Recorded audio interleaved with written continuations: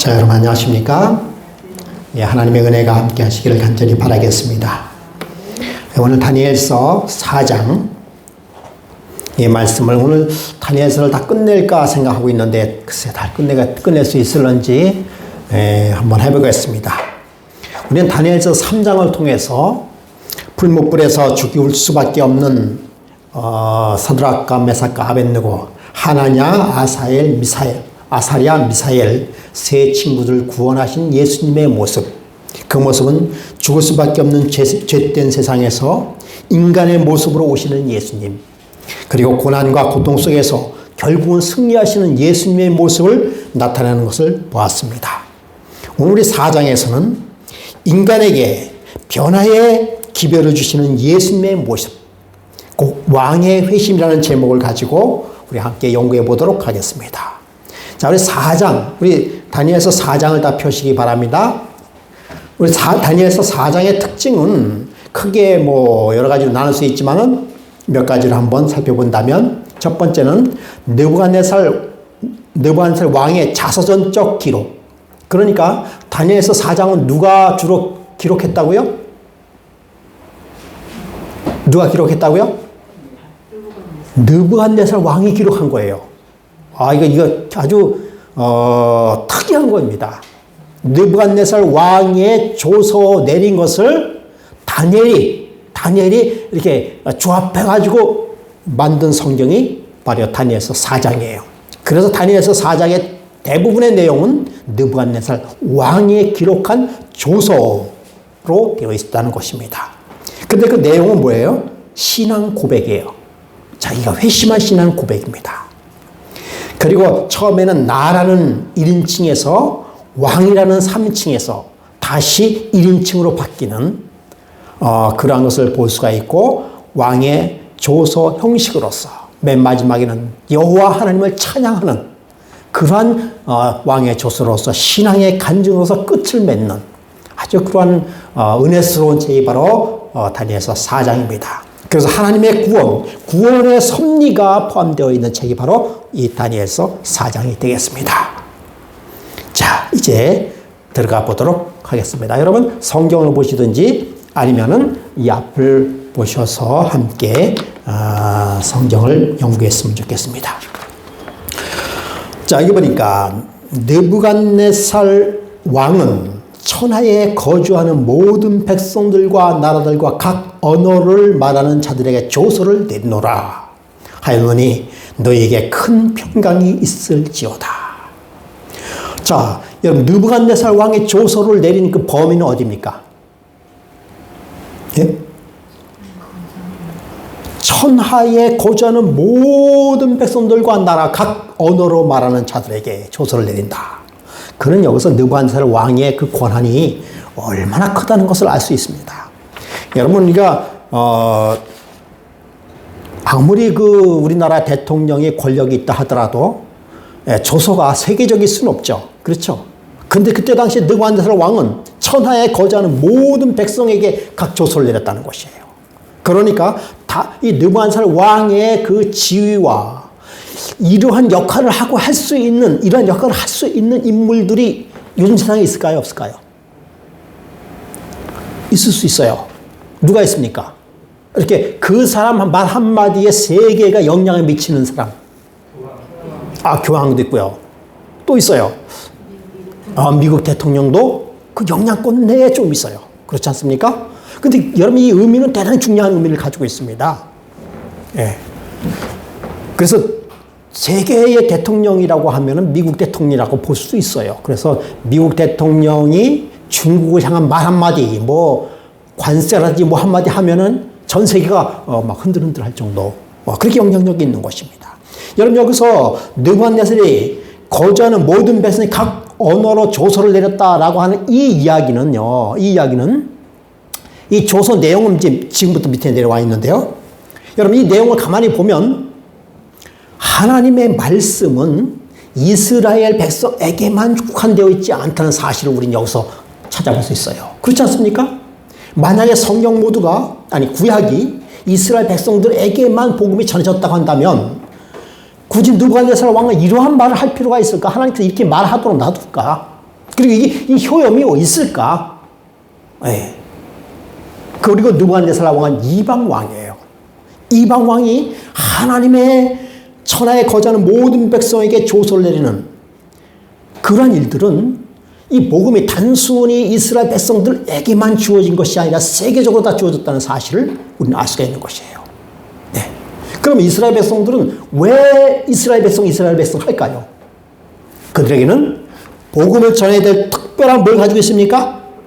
사명감을 가지고 있다는 것이에요. 사명감을 가지고 있다는 사실을 우리는 알 수가 있습니다. 2절에 지극히 높으신 하나님이 내게 행하신 이적과 놀라운 일을 내가 알게 하기를 즐겨하노라. 서문이에요. 이런 말을 할 수 있을까요? 느부갓네살 왕이 지극히 높으신 하나님이 내게 행하신 이적과 놀라운 일을 내가 알기를 즐겨하노라. 여러분, 하나님께서 느부갓네살 왕에게 행하신 이적과 놀라운 일이 뭘까요? 하나님께서 금신상을 세웠습니까? 아니면 하나님께서 하늘에서 불이 내려오도록 했습니까? 무슨 이적을 베풀었을까요? 예? 무슨 이적을 베풀었을까요?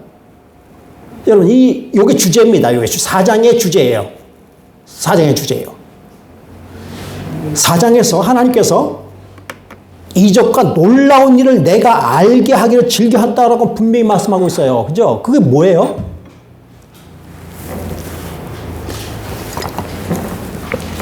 여러분, 꿈도 이적이 되겠죠. 또 있어요. 4장에서 하나님께서 느부갓네살 왕에게 행하신 일이 뭡니까? 그걸 보면 알아요.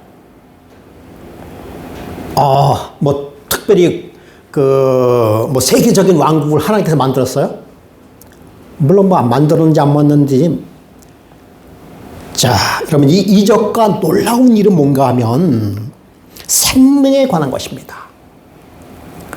무슨 말인가 하면 느부갓네살 왕이 여호와 하나님께서 보여주신 그 이적과 놀라운 일을 통하여서 이 느부갓네살 왕이 누구를 깨달은 것입니까? 하나님을 깨달으면서 회심하면서 그의 생명, 풍성의 변화가 완전히 된 사건이 바로 이 4장의 사건이에요. 그러면 여러분, 이적과 놀라운 일을 내가 알게 하기를 즐겨하노라라고는 이 말씀은 느부갓네살이 누구를 깨달았다는 것입니까? 예, 창조주 하나님을 깨닫는 것이에요. 여러분, 이것이 이적과 놀라운 일입니다. 여러분, 우리의 생애에서 이적과 놀라운 일이 있습니까? 예, 있습니다. 오늘 여러분 여기 오신 분들, 우리를 창조하신 하나님을 여러분 믿지 않습니까? 예? 그 하나님을 믿고 따르고 우리가 평생 그 하나님을 섬기기로 우리 마음속에 작정하지 않았습니까? 이게 놀라운 일이에요. 내 생애를 회개하고 내 삶을 회개하고 내가 하나님의 백성이 될 수밖에 없었던 그 놀라운 은혜를 체험하는 것이 이적과 놀라운 일이라는 사실을 여러분 기억하시기 바랍니다. 느부갓네살 왕은 그것이 이적이라고 얘기하고 있어요.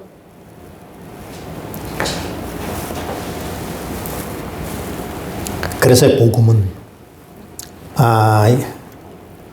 이 놀라운 이적은 성품의 변화다라고 하는 것입니다. 교회 증언에서 보면 그리스도의 은혜로 이루어지는 이적을 행하는 능력은 새로운 마음, 곧 고상한 생에 더욱 거룩한 열심을 가진 인간 창조에 드러난다.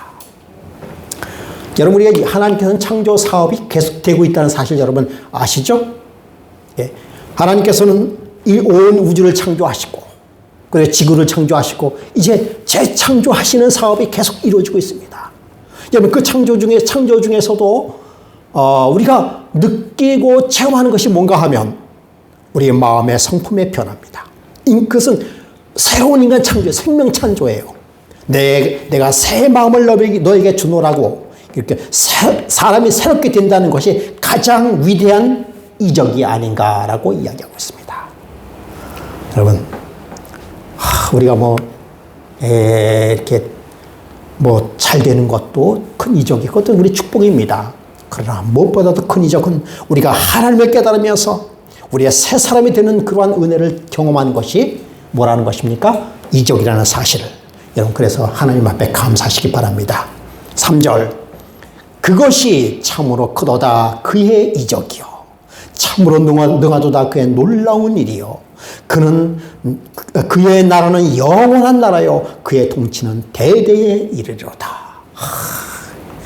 이러한 말을 할 수 있는 느부갓네살 왕, 그가 이제 4장에 4절에 이제 자신을 이제 말하고 있습니다. 나 느부갓네살 왕이 내 집에 평안이 있으며 내 궁에서 평강할 때에, 여러분 그 내 집에서 평강할 때, 여러분 이 느부갓네살 왕은요, 느부갓네살 왕이 몇 년 동안 다스렸다고 제가 말씀드렸죠?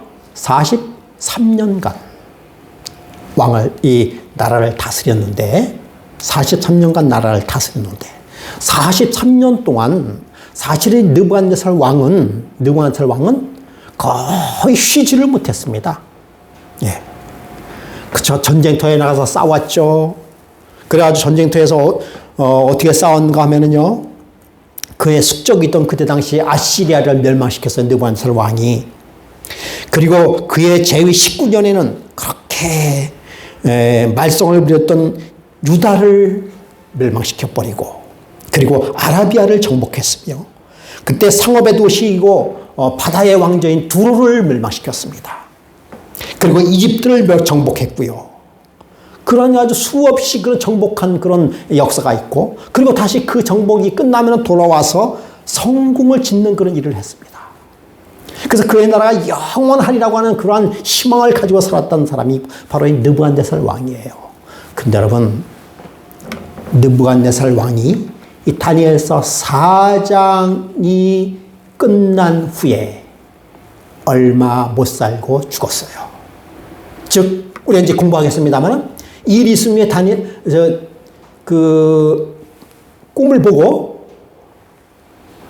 얼마 동안에 그가 하나님의 저주를 받았을까요? 성경에 나와죠? 예, 7년. 예, 보겠습니다. 자, 한 꿈을 꾸고 5절. 그로 말미암아 두려워하였으니, 꿈을 꿨어요.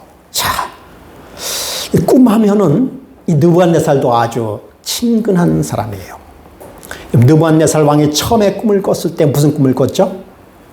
뭐 이상한 꿈 꿨어요. 네, 알 수 없는 그런 꿈을 꿨습니다. 여러분 느부갓네살이 처음에 꿈을 꿨었을 때에 그때에 몇 년도죠? 여러분 그건 기억할 수 있었는데, 처음 시작했던 그 해 BC 몇 년이요? 605년. 예, 바벨론이 시작한 그 해, 갈그미스 전쟁 605년 내에 그때 꿈을 꿨어요. 그게 다니엘서 2장의 내용이에요. 2장의 내용. 예. 다니엘서 2장에서 꿈을 꿨죠. 1장에서 꿈 꿨나요? 이게 갑자기 헷갈려요. 그래서 2장에서 꿈을 꿨어요. 2장에서 꿈을 꿀 때는 603년이었습니다. 그리고 바벨론의 포로가 되었을 때가 605년이었어요. 예. 그래서 2장에서 꿈을 꿨어요.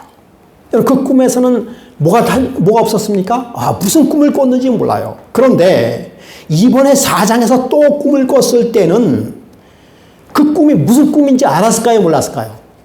알았어요. 알았는데 그 꿈의 해석을 못했습니다. 한 꿈을 꾸고 그로 말미암아 두려워하였으니, 곧 내가 침상에서 생각하는 것과 머릿속으로 받은 환상으로 말미암아 번민하였노라.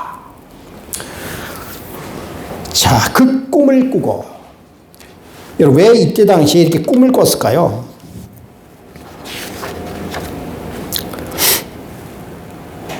오늘날의 꿈을 꿀까요? 꿈이 어떤 효염이 있을까요?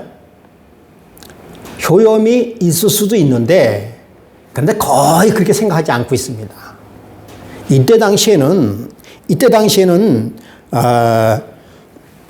하나님의 말씀이 그렇게 많지 않았습니다. 지금처럼 그렇게 많지 않았어요. 네. 그렇기 때문에 하나님께서는 꿈과 환상으로 뭘 보여드렸어요? 당신의 기별을 전해줬습니다. 그래서 꿈을 꿨어요. 오늘날 그래서 꿈을 꾸면 반드시 그 꿈의 해석을 하게 되어 있습니다. 그래서 갈대아 술사라든지 박사라든지 수많은 사람들이 뭐 하는 사람인가 하면 그 꿈을 해석하는 그런 일을 했던 사람들이 바로 그런 사람이었어요. 그런데 오늘날의 꿈과 같은 역할을 하는 것이 뭔지 아세요? 꿈과 같은 역할. 네? 예, 그렇습니다. 예언이에요, 예언. 다시 말씀드리면 크게 얘기하면 말씀. 그렇죠. 말씀의 해석, 예언의 해석. 그러니까 이게 꿈을 해석할 수 있다라고 하는 것은 뭔가 하면 예언을 해석할 수 있다는 얘기입니다. 그래서 예언은 반드시 과거, 현재, 미래를 통과하는 것이 바로 예언입니다. 그 예언을 해석할 수 있다고 하는 사실은 우리가 미래를 내다볼 수 있는 영안을 가지고 있는 것이에요. 이 다니엘이 꿈을 해석했다라고 하는 것은 뭘 얘기하는 줄 아십니까? 바로 그 나라의 앞길을 알아볼 수 있다라고 하는 것입니다. 근데 그 앞길을 알지 못하는 느부갓네살은 뭐였습니까? 마음속에 두려워했어요. 모르니까 두려워할 수밖에 없어요. 그런 생각과 번민 속에서 살 수밖에 없었습니다. 모르니까. 여러분, 오늘날 우리가 꿈의 해석이 필요할까요? 다시 말씀드리면 오늘날의 상황들을 해석할 필요가 있을까요? 여러분, 오늘날에 코로나가 코로나 너무 많이 하니까 저도 이 말씀드리기가 참 좀 그런데, 여러분, 오늘날 코로나가 이렇게 창궐하고 그 다음에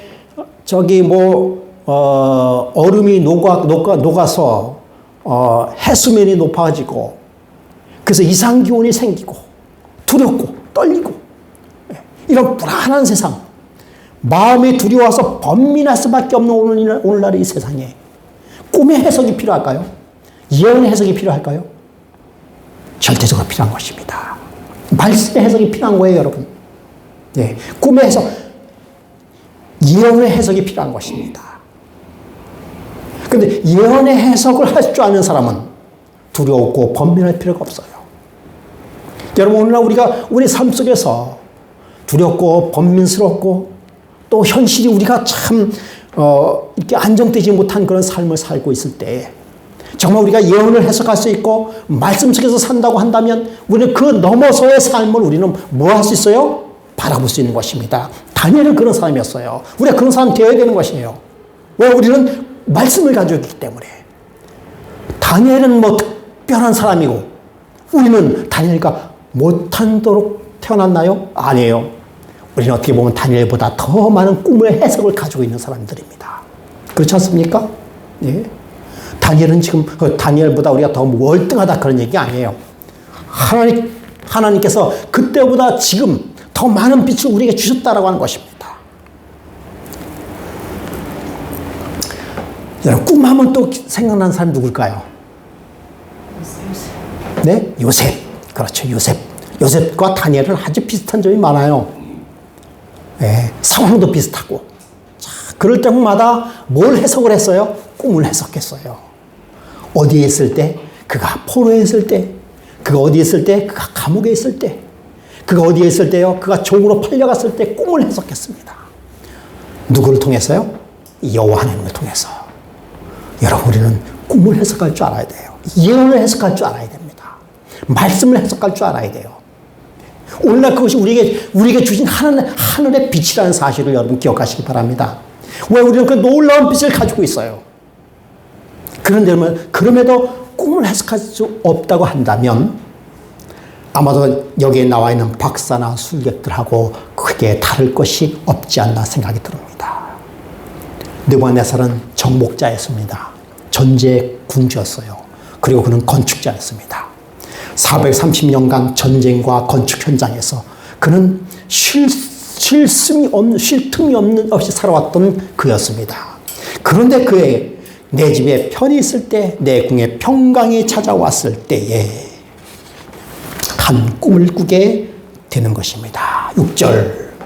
그러므로 내가 명령을 내려 바벨론 모든 지혜자들을 내 앞에 불러다가 그의 꿈 해석을 내가 알게 하라 하였더니 그때 박수와 술객과 갈대아 술사와 점장이가 들어왔으므로 내가 그 꿈을 그들에게 말하였으나 그들이 그 해석을 내게 알려주지 못하였느니라. 여러분이 알려주지 못하였느니라 라는 것을 원문으로 해석하면 뭔가 하면 저들이 알게 하지 못하였다라는 뜻을 가지고 있어요. 그 꿈의 내용은 알고 있었어요. 그러나 그 해석은 하나님께서 알려주지 않았다라고 하는 것입니다. 모든 지혜자들, 여러분 세상의 모든 지혜자들이 성경의 말씀에 비하여 어떻게 했습니까? 보잘것없다는 사실을 여러분 기억하시기 바랍니다. 여러분이 갈대아 숫자라는 것은 지난번에도 말씀을 드렸죠. 갈대아 학문이 얼마나 그 깊고 심오한지 지금까지도 그 학문을 우리가 사용하고 있다고 말씀 안 드렸어요? 예, 60진법. 예, 우리가 1년은 365일이지만 원래 1년은 360일로 칩니다. 예. 그 다음에 우리가 시간 60분.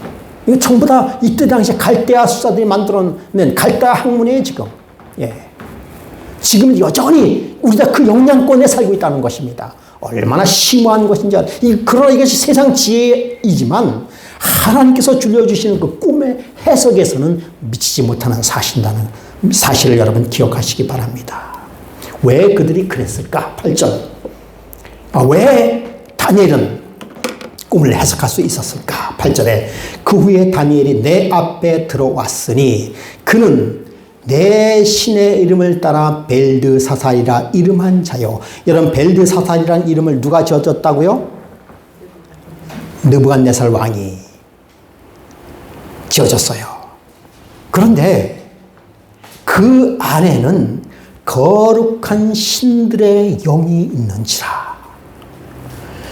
내가 그에게 꿈을 말하여 이르되 9절 박수장 벨드사살아 내 안에 거룩한 신들의 영이 있은즉 어떠한 은밀한 거리라도 내게 어려울 것이 없는 줄을 내가 아노니 그 꿈에 본 환상의 해석을 내게 말하라 라고 이야기하고 있습니다. 신들의 영이 있는 자. 여러분 다른 말로 신들의 영이 있는 자를 다른 말로 표현한다면 어떻게 표현할 수 있을까요? 네?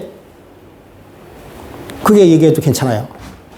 신들의 영이 있는 자, 다른 말로 표현하면 어떻게 표현할 수 있다고요? 성령이 충만한 자. 성령이 충만한 자. 여러분, 다니엘이 성령이 충만하다는 사실을 누가 알았어요? 벨드사살, 느부갓네살 왕이 알았어요. 여러분, 이때 이 벨드사살, 다니엘의 나이가 20대 후반 정도 됐을 거예요. 제가 정확한 것은 다음에 조사를 해보겠습니다만. 예. 그러면서 느부갓네살 왕과 수많은 시간 동안 같이 국정을 논하고 수많은 시간 동안에 나라를 이끌었어요. 박수장 벨드사살이라고 하는 것을. 예. 그러면서 이 벨드사살 즉 다니엘이 하나님의 신이 충만하는 사실을 누가 알았습니까? 느부갓네살 왕은 알았어요. 그래서 거룩한 신들의 영이 있는 자요. 여러분 구약이요 신약에 못지않게 성령이 충만한 시대입니다. 여러분 그거 아세요? 그 인정하세요? 신약 시대에만 성령이 충만한 게 아니에요. 구약 시대도 여전히 성령 충만했다는 사실을 여러분 기억하시기 바랍니다. 또 거룩한 신들의 영이 있는 자라고 칭호를 받았던 사람이 또 누구 있습니까? 창세기에 요셉도 거룩한 영이 함께 있는 자, 여호와의 영이 함께 있는 자라고 칭호를 받던 사람이 모세였습니다. 여러분 그것은 뭐예요? 성령 충만했던 사실을, 성령이 그들과 함께 있다는 사실이에요.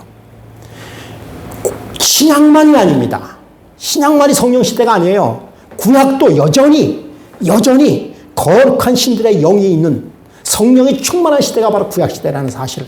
내일도 그런 시간에 대해서 조금 더 말씀을 좀 드리겠습니다만은 여러분, 우리가 히브리서 11장에 있는 내용을 한번 잘 아는 내용이죠. 히브리서 11장에 있는 내용. 제가 한번 찾아보겠습니다.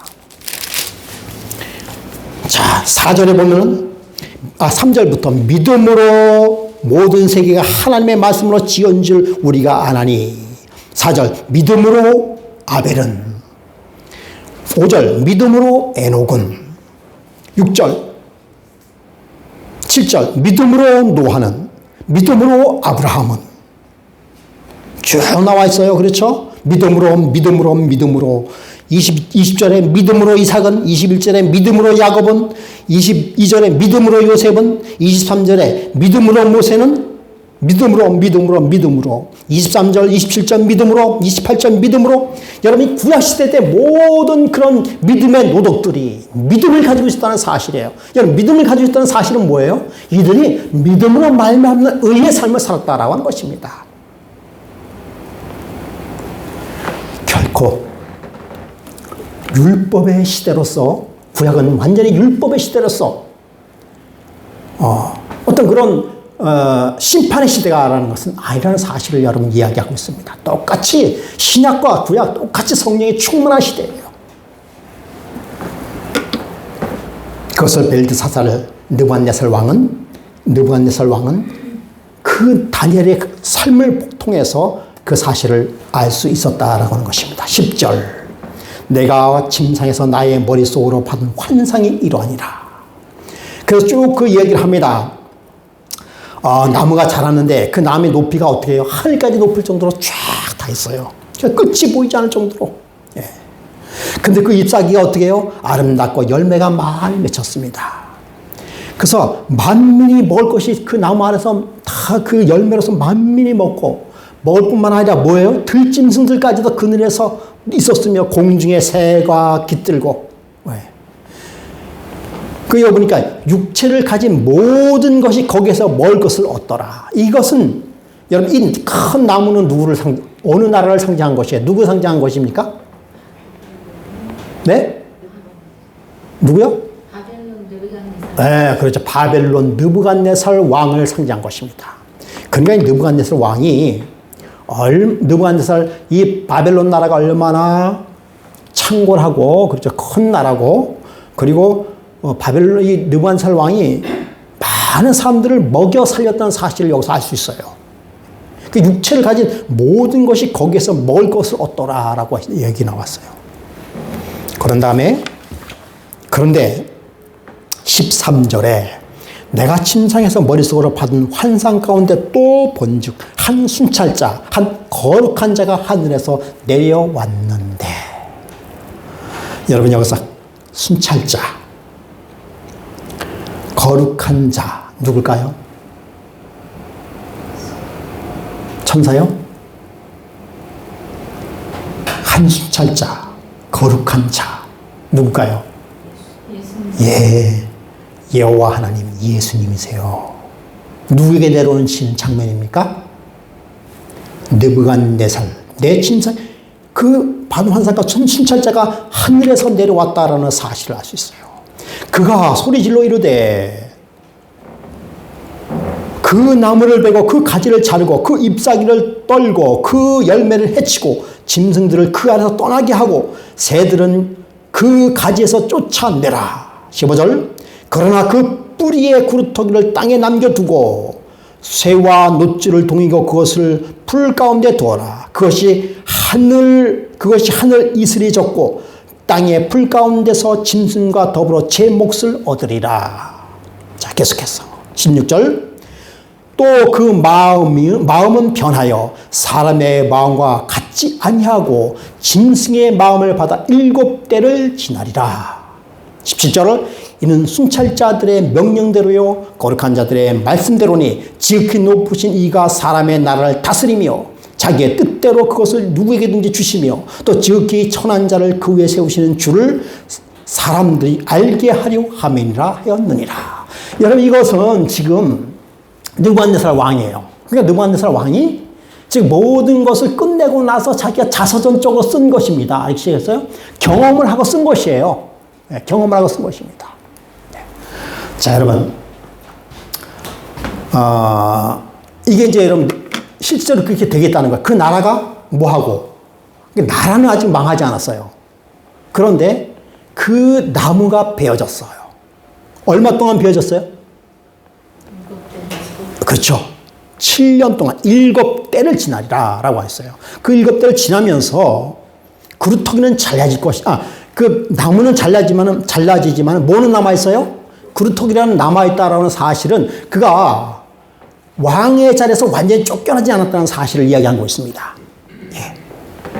그러나 모든 그의 영화와 그 권세를 순간적으로 다 잃어버리겠다는 것이에요. 몇 해 동안? 7년 동안 그렇게 하겠다는 것이에요. 그래서 그는 순찰자의 명령대로 되었고 그 순찰자는 지극히 높으신 이와 나라를 다스리고 또 자기 뜻대로 누구든지 주시며 지극히 천한 자를 그 위에 세우시는 줄을 사람들이 알게 하니라 라고 말씀하고 있습니다. 여기 보면은요, 짐승의 마음을 받아 7대를 지나리라. 짐승의 마음을 받아. 여러분 시편 49편 2절에 존귀 하나 깨닫지 못하는 사람을 멸망하는 짐승과 같도다. 짐승의 마음을 받았다라고 하는 것은 실질적으로 하나님을 깨닫지 못한다는 사실을 이야기하고 있어요. 19절에 벨드사살이라 이름하는 다니엘이 얼마 동안 놀라 벙벙하고 마음이 번민하는지라. 그 내용을 다 듣고 이 다니엘은 그 내용이 무슨 내용인지 알고 있었다라고 하는 것이에요. 그래서 뭐 했습니까? 번민했습니다. 다니엘이 번민한 이유가 뭘까요? 그 내용이 왜 번민했는지는 그 다음에 해석에서 나와 있어요. 왕이 그에게 이르기를 벨드사살아 너는 이 꿈과 그 해석을 인하여 번민할 것이 아니라 걱정하지 말고 나한테 얘기하라 이거예요. 걱정하지 말고. 사실은 제가 한 이틀 동안 걱정했습니다. 무엇 때문에 걱정했는 줄 아세요? 여러분 이미 지난 일이고 아시는 분은 아시겠습니다만 윤명 지사님이 진찰을 받는다라는 이야기를 듣고 마음에 번민했습니다. 야, 이거 잘못되면 어떡할까? 그리고 사실은 우리가 기도했습니다. 아시는 분은 기도했어요. 그러나 검사 결과가 뭐였습니까? 좋았어요. 네, 아무 이상이 없다는 그런 결론이 났습니다. 여러분 이렇게 마음이 번민한 이유는 뭔가 하면 상대방이 잘못될까 봐 번민한 거예요.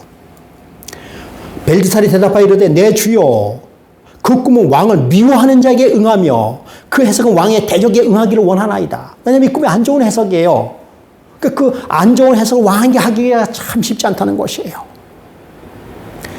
사실은 여러분 참 남에게 충고하기가 쉽지 않습니다. 남에게 이 좋은 이야기는 사실은 하기를 원하지만 그게 충고나 나쁜 이야기는 하기 쉽지 않아요.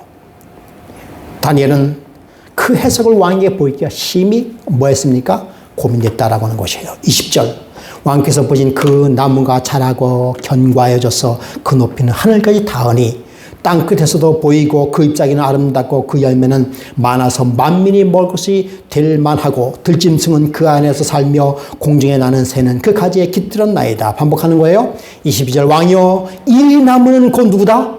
왕이시니라. 여기까지 좋았어요. 이는 왕이 자라서 견고해지고 창대하사 하늘에 닿으시며 권세는 땅까지 미치시니라. 23절 왕이 보신 한 순찰자 한 거룩한 자가 하늘에서 내려와서 이르기를 그 나무를 베어 없애라. 그러나 그 뿌리의 그루터기를 땅에 남겨두고 새와 놋줄과 동이고 그것을 들불 가운데 두라. 그것이 하늘을 이슬해졌고 또 들짐승과 더불어 제 몫을 얻으며 7대를 지나리라 하였나이다. 왕이여 이 해석은 이러하나이다. 곧 지극히 높으시니까 명령하신 것이 내 주 왕에게 미칠 것이라. 그러니까 25절 다시 했을 거예요. 왕이 사람에게 쫓겨나서 들짐승과 함께 살며 소처럼 풀을 뜯으며, 여러분 이 소처럼 풀을 뜯으며 하늘에 이슬이 젖을 것이요 이와 같이 7대를 지날 것이라. 그때 지극히 높으신 이가 사람의 나라를 다스리며 자기의 뜻대로 것을 누구든지 주시는 줄을 아시리라 라고 이야기했어요.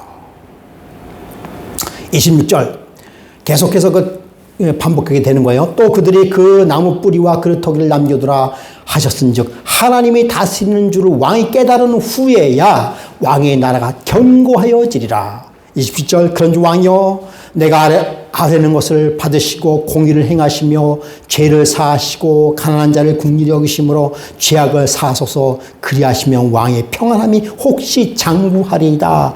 이 모든 일을 다 나 느부갓네살 왕에게 임하였느니라. 여러분 이 이야기는요, 느부갓네살 왕이 지금 누구의 이야기를 듣고 쓰는 거라고요? 다니엘에서 이야기를 듣고 쓰는 것입니다. 이게. 자, 하나님이 다스리는 줄을 왕이 깨달은 후에야 왕의 나라가 견고해지리라. 그런데 여러분 보세요. 이 파란 글씨를 쓴 것이 뭔가요?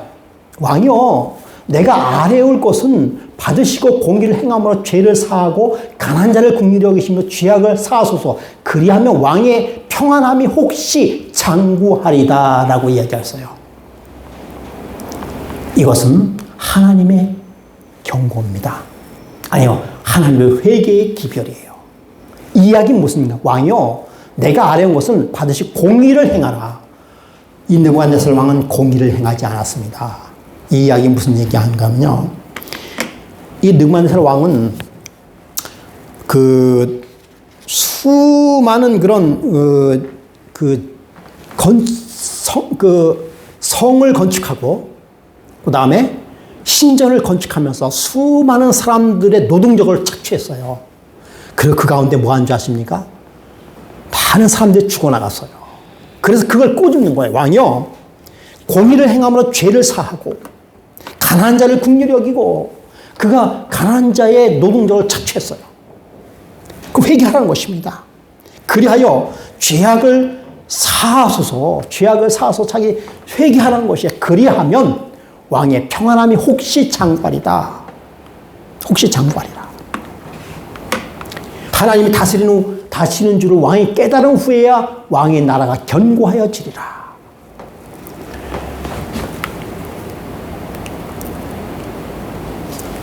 자, 여러분, 이 이야기는요, 이 꿈을 준 것은 느부갓네살 왕이 회개하기를 바라신 것입니다. 하나님께서요. 그래서 그 회개할 수 있는 기간을 얼마나 줬어요? 예, 1년 동안의 기간을 줬습니다. 여기 보니까 12달이 지난 후에 내가 바벨론 왕궁 지붕에 거닐세 라고 했어요.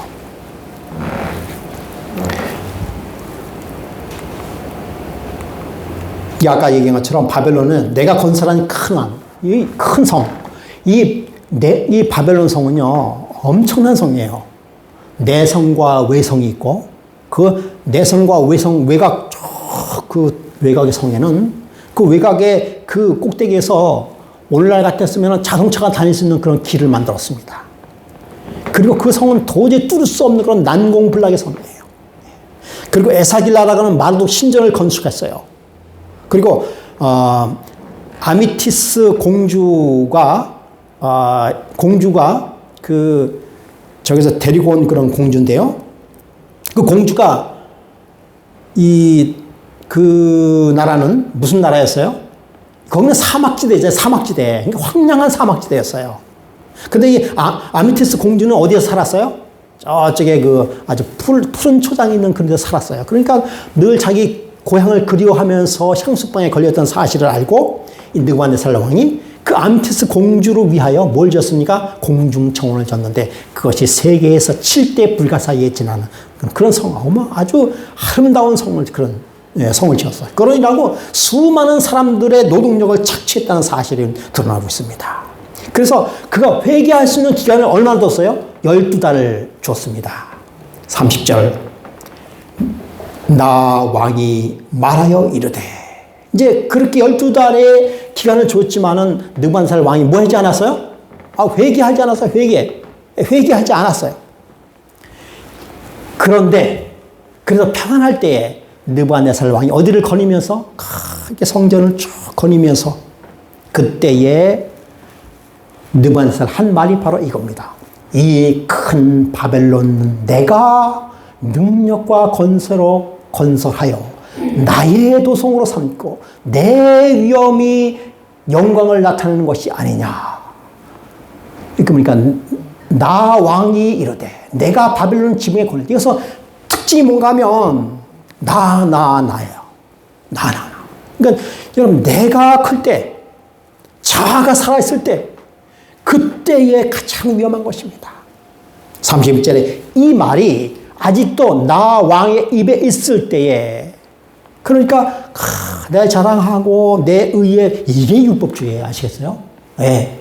자기의 의에 빠져있는 자기 한 지적에 빠져있는 이게 율법주의입니다. 이러한 것에 빠져있을 때에 나 그 말이 채 끝나기도 전에 하늘에서 소리가 있어 이르되 느부갓네살 왕아 내가 말하노니 너의 왕위는 내게서 떠났느니라 라고 말하는 것입니다. 그래서 내가 사람처럼 쫓겨나서 들짐승과 함께 살면서 소처럼 풀을 먹을 것이요 이와 같이 7대를 지나서 지극히 높으신 이가 사람의 나라를 다스리며 자기 뜻대로 그것을 누구에게든지 주시는 줄을 알기까지 이르렀더라. 소처럼 풀을 뜯었다라고 하는 것인데요. 여러분 이것은 뭔가 하면요. 수심인간이라고 해서 리칸트로피라고 얘기하고 있어요. 이게 의학적인 변명이에요. 이 리칸트로피는 루코스는 일이란 뜻을 가지고 있어요. 안트로포스는 뭐예요? 사람이자 사람.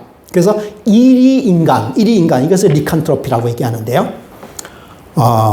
실질적으로 조광이라고 하는 것은 아비안스트로피라고 해서 새처럼 내가 새가 된 느낌을 가지고 있어요. 그래가지고 잘못하면 이리는 막 뛰어내려요.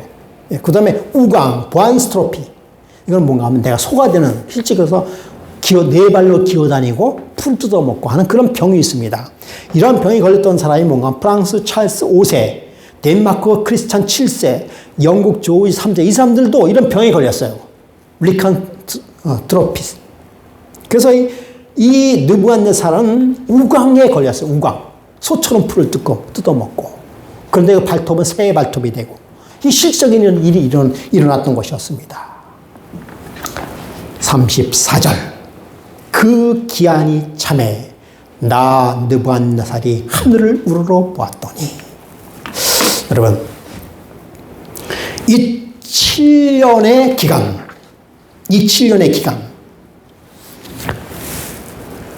여러분, 이 7년의 기간은 하나님께서 느부갓네살 왕에게 이 기간은 정해 놓으셨어요.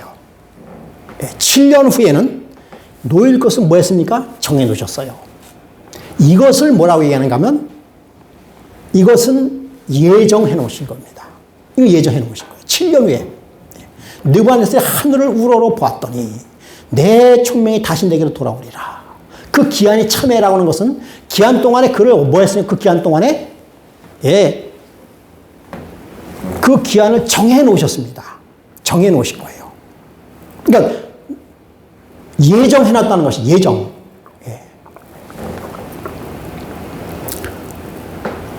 근데 그러니까 여기서 7년 후에 찼을 때에 느부갓네살 왕이 스스로 하늘을 우러러 보았을까 하는 것을 생각해 볼 필요가 있어요.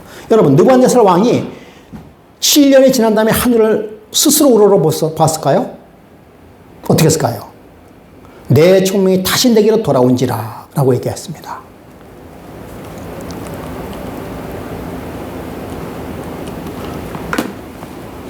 여러분, 왜 하나님께서는요, 이 기한이 우광이 되기 전에 하나님께서는 그에게 기회를 주셨습니다. 항상 하나님께서는 우리 인간들에게 항상 자비의 기회를 주십니다. 그래서 본인이 뭐 하도록? 선택하도록 우리에게 기회를 주십니다. 선택하도록 기회를 줘요. 만약에 느부갓네살 왕이 하나님의 명령에 순종했었더라면 어떻게 됐을까요? 순종했었더라면 이렇게 그 나라가 7년 동안 흔들리지 않았을 거예요. 그렇지 않습니까? 분명히 그랬을 거예요. 자기 순종했었다고 한다면.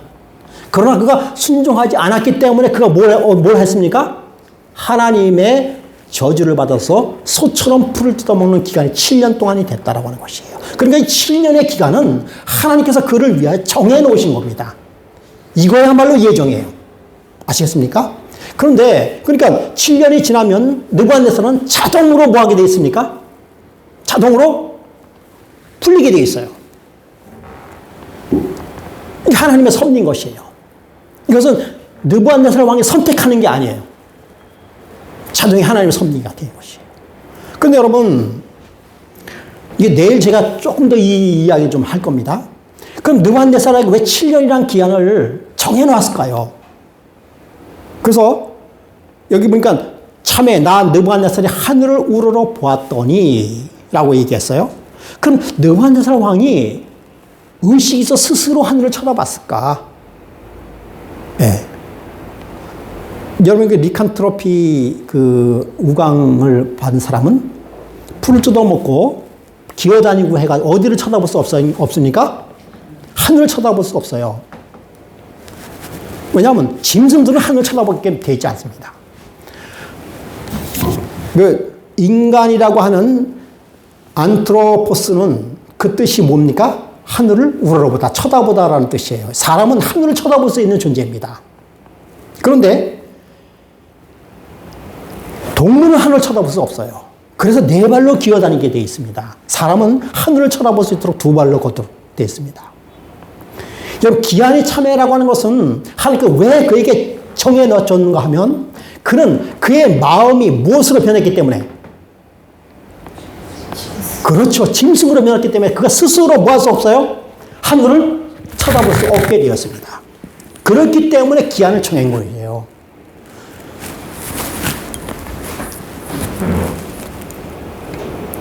칠 년이 지나면 나 느부갓네살이 하늘을 우러러 보게 돼요.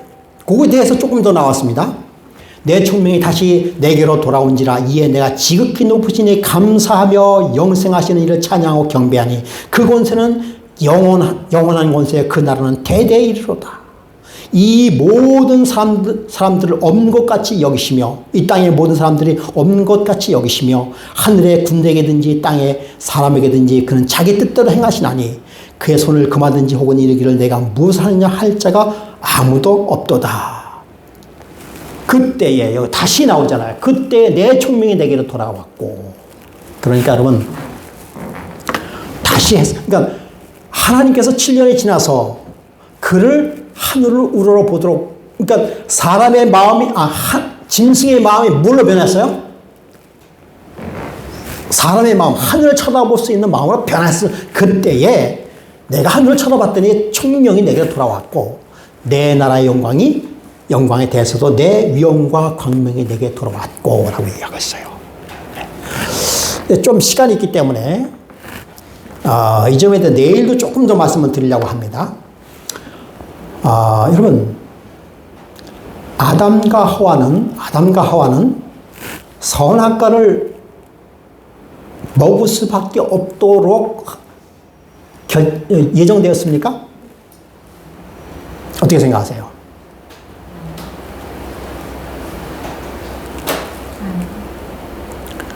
아담과 하와가 선악과를 먹을 수밖에 없도록 예정되었을까요?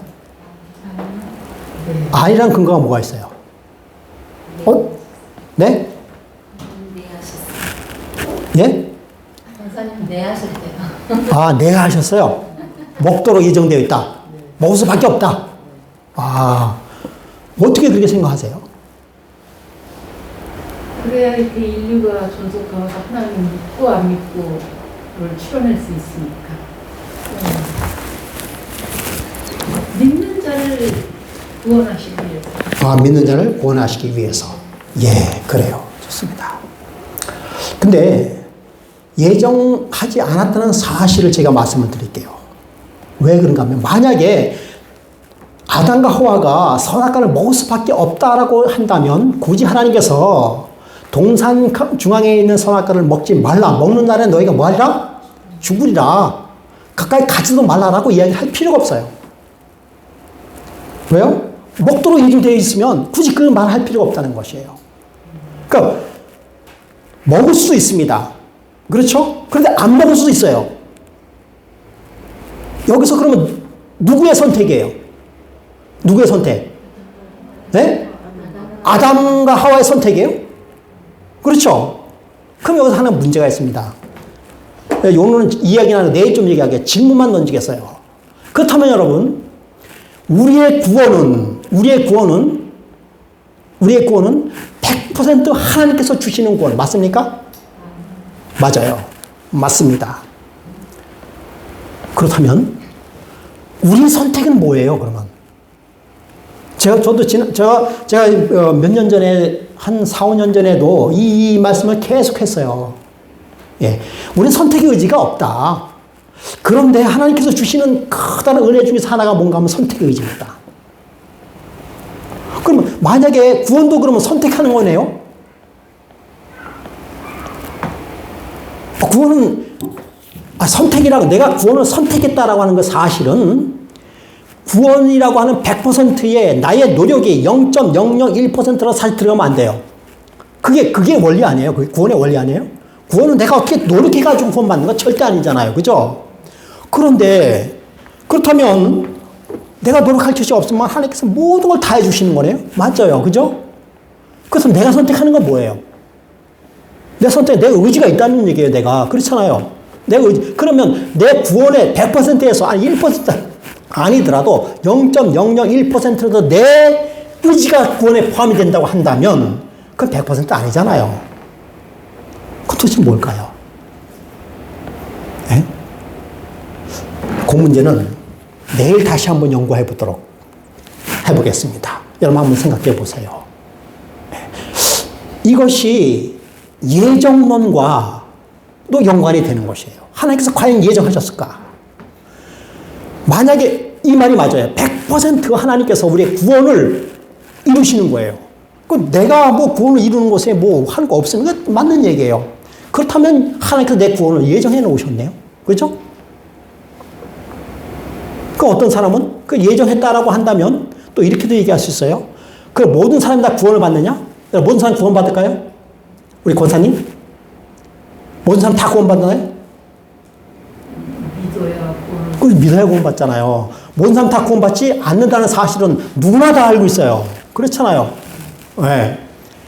그렇다면 구원 받는 사람은 뭐예요? 그 사람 예정했기 때문에 100% 하나님의 구원하면 구원받지 못한 사람도 예정했다는 얘기 하잖아요. 그렇죠? 그럼 뭔가 모순이 생기지 않아요? 사단이 만약에 내가 구원은 100% 하나님께 주시는 것이기 때문에 그러나 그렇다면 인류 모든 사람이 다 구원 받지 못한다는 사실은 저도 알고 여러분도 알고 하나님도 아세요. 누군지는 모르지만 그렇잖아요? 그럼 내가 만약에 구원 못 받았다 이거예요. 그럼 할 말 많은 것 같아요. 왜? 사단은 가만히 안 있을 거예요. 그렇죠? 당신 저 사람 왜 구원 받지? 저 사람 왜 못 받고? 하나님께서 그렇게 얘기할 거 아니에요. 그럼 분명히 있는 것입니다. 그 문제를 내일 또 연구해 보도록 하겠는데요. 그 문제가 여기에서 조금 우리가 알 수 있는 것은 하나님 이 느부갓네살 왕에게 12달이라고 하는 기한을 주셨습니다. 아시겠어요? 이번 29절 12달 후에 내가 바벨론 왕궁 지붕의 권일세. 그때 하기 전에 왕이여 아뢰올 것을 받으시고 공의를 행하시며 죄를 사하시고 강한 자를 긍휼히 여기시며 죄악을 사하소서. 그리하면 왕의 평안이 혹시 장구하리다 라는 얘기는 7년 기한 동안에 갖지 않을 것이다 라고 얘기하고 있습니다. 순종했다라고 한다면 우리가 그 순종에 그래서 120년 동안에 노아에게 뭘 줬습니까? 은혜 기간을 주었습니다. 40년 동안에 40일 동안에 느니엘 성에 은혜를 기간을 주었습니다. 하나님께서는요 절대적으로 이미 하나님께서 우리가 하나님의 계획대로 했으면요 이미 예수님께서 재림하셨어요. 아시겠습니까? 재림하셨어요.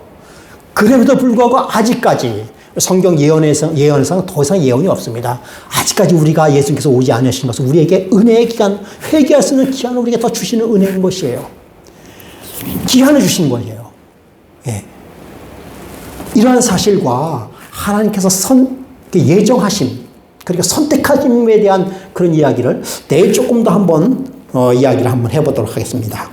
여러분 이게 대단히 중요한 얘기면서 우리가 생각해 볼 문제라고 했습니다. 제가 그동안에 이러한 문제에 대해서 깊이 서로 연구하지 않았던 사실을 제가 발견하게 되었어요. 예. 여러분 이것은 느부갓네살 왕이 기한의 참회라고 하는 이야기. 기한의 참회. 예. 이 기간 동안 하나님께서 예정해 놓으신 거예요.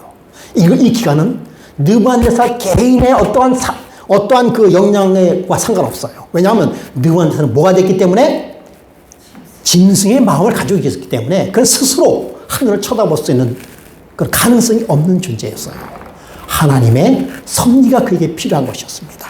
그 하늘을 우러러봤다는 것이죠. 그랬을 때에 총명이 내려와 30절에 그러므로 나 느부갓네살은 이제 느부갓네살이 마지막 간증이에요. 하늘의 왕을 찬양하며 칭송하며 경배하노니 이 일이 다 진실하고 그의 행하심이 의로우심으로 교만하게 행하는 자를 그가 능히 낮추십니다.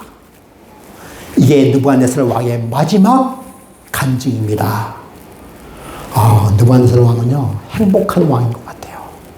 그리고 이 해에, 그러니까 7년이 지나서 그가 다시 왕권을 찾은 이후에 그 해에 느부갓네살 왕이 제43년을 마치고 느부갓네살은 죽습니다. 이 사실을 받은 느부갓네살은 구원을 받은 사람이다. 여러분, 이방 나라의 왕, 그것도 뭘 섬기는 왕이에요? 우상을 섬기는 왕. 그 왕이 하나님의 기별을 받고 회개하고 마지막 하늘의 구원을 얻은 그런 구원의 번열에 있었다는 사실. 이것이 기적이라는 거예요, 이것이. 이 기적을 누구도 알고 있다? 느부갓네살 왕도 알고 있다라고 하는 사실입니다. 여러분, 그래서 이러한 사명을 할 사람들이 누구라는 것입니까? 저와 여러분들이에요. 제가 이 사실을 보면서 제가 말씀 전하는 거에 대하여 너무 자신 없게 살았다라는 사실을 제가 스스로 깨닫게 돼요. 말씀을 자신 있게 해야 되는데, 제가 지난주에 40억, 현시가 40억짜리 아파트에 가서 서울 시내 야경을 봤어요. 와, 저 정말 서울 시내 야경이 그렇게 아름다우고 처음 봤습니다. 40억짜리 아파트. 약 40여 평 되는 아파트예요. 좋긴 좋아요. 좋긴 좋습니다. 근데 제가 거기서 기도하면서 마음속 깊이 하고 싶은 말은 뭔가 하면, 이 좋은 아파트도 하나님 나라가 올 때는 소용없다라는 말을 하고 싶은데 못했어요. 자신이 없어요. 그렇게 말할 자신이 없어요. 그런 말 하면, 이 목사, 가난한 목사, 이런 것 같아가지고.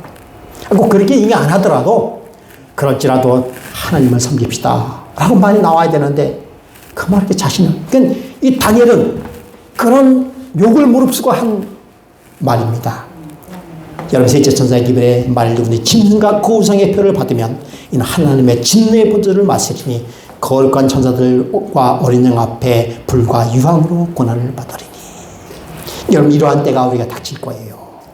바벨론을 구성하고 있는 교회들 가운데 보세요. 바벨론을 구성하고 있는 교회들 가운데 그리스도의 참된 추종자들의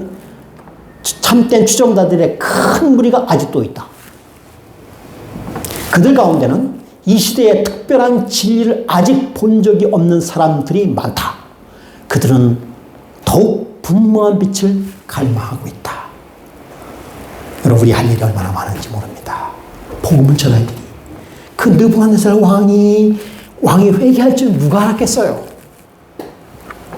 시편 121편 1절부터 2절에 있는 말씀. 내가 산을 향하여 눈을 들리라. 나의 도움이 어디서 올까? 나의 도움은 천지를 지으신 여호와 하나님께로서이다. 여러분, 우리의 사명이 그런 것입니다. 다니엘과 같은 사명이 우리에게 있는 것이에요. 하나님의 복음은 나라도 변화될 수 있는 그런 놀라운 사실. 그것이 이적이라고 얘기했어요. 하늘에서 불이 날아오는 것도 이적일 수 있어요. 마음에 회심하는 것이 회심의 기적, 새 생명을 얻는 것이 하나님께서 놀라운 기적이라고 이방 왕, 우상을 섬겼던 느부갓네살 왕도 뭐했습니까? 간증했어요. 여러분, 그 간증이 우리의 간증이 되시기를 간절히 바라겠습니다. 우리 251장 눈을 들어 하늘을 보라 참여하시면서 이 시간 마치겠습니다.